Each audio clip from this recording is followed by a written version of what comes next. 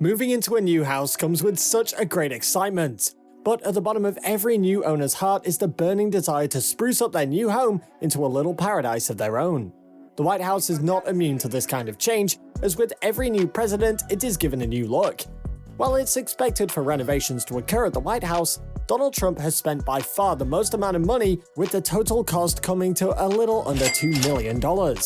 Hello there, and welcome to another video. We're excited to reveal to you how Trump spent millions changing the White House. Being a real estate guy, you can tell that renovation is at the heart of Donald Trump, and as expected, he did not spare a coin when it came to the White House remodeling. It is not only the most expensive renovation so far, but also the longest overhaul the White House has ever seen. So far, Donald Trump has invested the most money on renovations than any other president. Just an hour after Trump left the White House, renovations had already begun. The first room to be tackled was the Oval Office, the place where the president makes all the tough decisions. The yellow and white striped wallpaper was quickly replaced with a floral neutral grey wallpaper handpicked by Trump. This alone cost a whopping $5,000. Yes, you heard me right, $5,000 for a wallpaper. But let's keep in mind that the ceiling in the Oval Office is 18 feet high. The choice of wallpaper was quite good, as it made the American flags the stars of the show. Don't you agree? Another $7,000 was spent on several furniture pedestals that were spread throughout the office, perhaps to give the office a more royal look. In case you don't know what pedestals are, well, they are just fancy tables used for placing vases and other decorative items. Obama's maroon curtains were replaced with gold ones that had been previously used by former President Bill Clinton and George Bush. The furniture that dates back to the mid-century was also replaced with huge golden sofas used during the reign of George Bush. The Oval Office was also graced with a Ronald Reagan's golden sunburst rug with garland edges. It is no secret that Trump is a lover of everything shiny and gold. If you don't believe me, take a look at his penthouse at the Trump Tower or his Mar-a-Lago castle. Trump's taste is also quite similar to that of Bush Jr., as he also replaced Obama's couches with cream ones used when Bush was in office. Atop the chandelier of the Oval Office sits a golden eagle statue. Why is it up there? Well, only Trump knows. The Roosevelt Room and the West Wing as a whole also had a touch of Trump's taste, after a 6,700-yard grey and white patterned carpet was laid on the floor. The upper and lower press office also had a similar carpet. The total amount of money used on custom area rugs in the Oval Office and Roosevelt Room was, wait for it, $17,000. Two eagle carvings also sit in the Roosevelt Room courtesy of Trump. You could notice them almost immediately, as they're more than 3 feet tall. Fortune mentioned that Trump also spent $12,800 on a custom conference table, which he bought from Kittinger Furniture Company. This is the same company that made Richard Nixon's custom table back in 1969.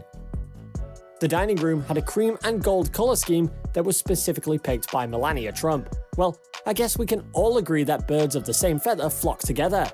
The dining room also received a large crystal chandelier that Trump proudly bought out of his own pocket. He termed it as his gift to the White House. Its price is not known. A matching big screen was also placed right above the fireplace. Trump believes that renovations are grand, and we couldn't agree more. This is a statement he made after gold was discovered in the walls during the renovation.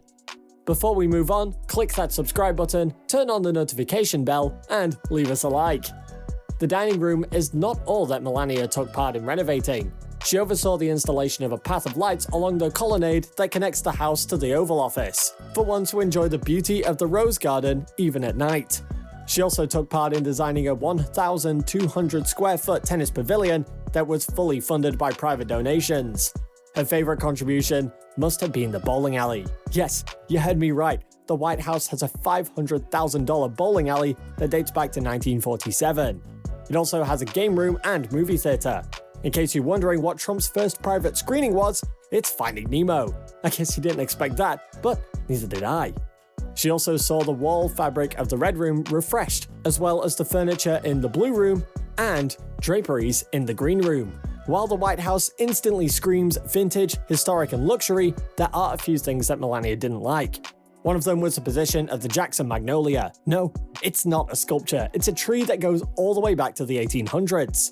It is rooted left of the south portico, and numerous efforts have been made to ensure its continuity. It took convincing by specialists from the United States National Arboretum, who agreed with Melania that the position of the tree was not the best, as it solely depended on its artificial support. But what raised a lot of eyebrows was when she decided to have a red Christmas tree. Not just one, but several of them down the hallway. Trump spent $240,000 on office furniture from a vendor in Virginia. It is, however, not specified what kind of furniture was obtained from the said vendor. Another $29,000 was said to have been used on manufacturing upholstered household furniture. The largest ever single expenditure recorded was on office walls that were apparently meant for the office of the US Trade Representative. The cost? Well, it was $291,000. Absolutely insane. That's not all. $10,000 was also used on floor covering. But with over 500,000 people coming in and out of the White House, we can understand why a lot was spent on floors and rugs. Thousands of dollars are said to have gone into reupholstered couches, military flags, oil paintings, portraits of Trump's favorite presidents, and gold decor. You and I know that gold has never been cheap. The White House has been in existence since 1792, and at this time of the century, it is expected that some of its systems have lived well past their life cycle. As such, renovation of certain parts within the White House are more of a necessity. I'm not talking about curtains, but a 27-year-old heating and cooling system that Trump ensured was refreshed, or the South Portico stairs that have not been renovated for the past 64 years. Yes, these steps have been around since 1952 and have seen more foot traffic than most streets, and had already started cracking. Its renovation was long overdue. Trump deserves points for that, as this is something that had been overlooked by so many presidents. The steps are now made of Indiana mined limestone. $275,000 was used to refresh the paint and give the historic building a fresh look. It took a total of 200 workers to get the whole renovation done. At the West Wing, a welcome back sign was placed to appreciate the employees for their help during the transition and renovations. Isn't that lovely? For the private wing, Trump and Melania hired a renowned designer, Tamanaone Si Kamilikam, to give an American style to it. We might never know how that went, because no cameras are allowed there. Trump added 2 more televisions to his private room, where he mostly spent time alone.